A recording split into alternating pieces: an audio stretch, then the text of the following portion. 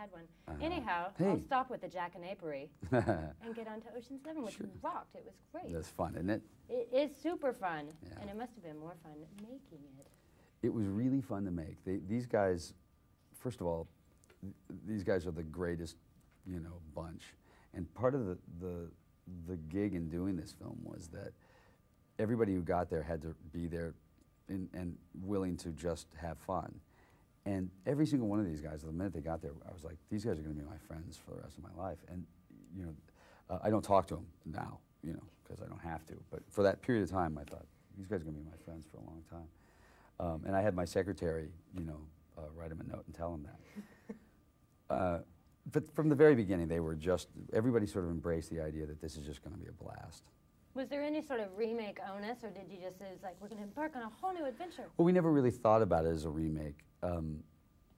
I did before we started, and I've done, and since, you know, it's coming out, you start to think of it again that way. But I didn't, you didn't when you were doing it, because it's such a sort of different film than the film that inspired it, you know, from the beginning. So there was, you know, the dangers, of course, are when you start to sell the movie and people will say, so, you know, you're playing Frank Sinatra's role, and you go, oh, yeah, I am. And then you think, man, oh man, what was I thinking? But, you know, it was a better script and a better director and a better bunch of actors, so you got to do it.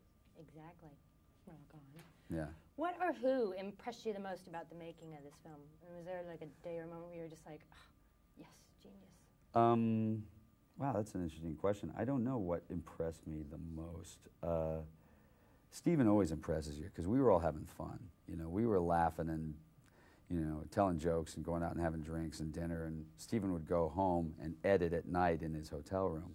So that, I guess what was most impressive was 6 days after we finished principal photography of the movie, he had an hour and 54-minute cut of the film that he showed to the studio.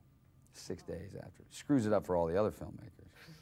Sheesh, that workaholic. Yeah, he is a workaholic. Let me tell you. Yeah. Huh.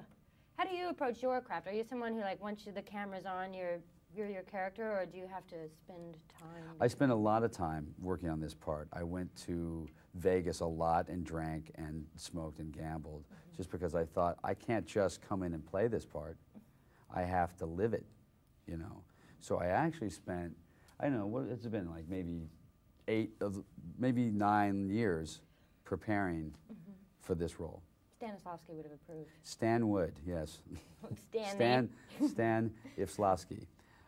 Yeah, no, I'm a method actor, and I'm sure you could tell that. And you can see in the performance where, like, when it looks like I'm drinking, I'm really drinking there. That was so convincing. Yeah, thanks. God, yeah. great. It's cool, isn't it? And finally, just sort of a movie star question. Do you find it weird, as a super duper famous person, how your life is so scrutinized all the time? Like, everything you do is like, George Clooney picked up a toothpick.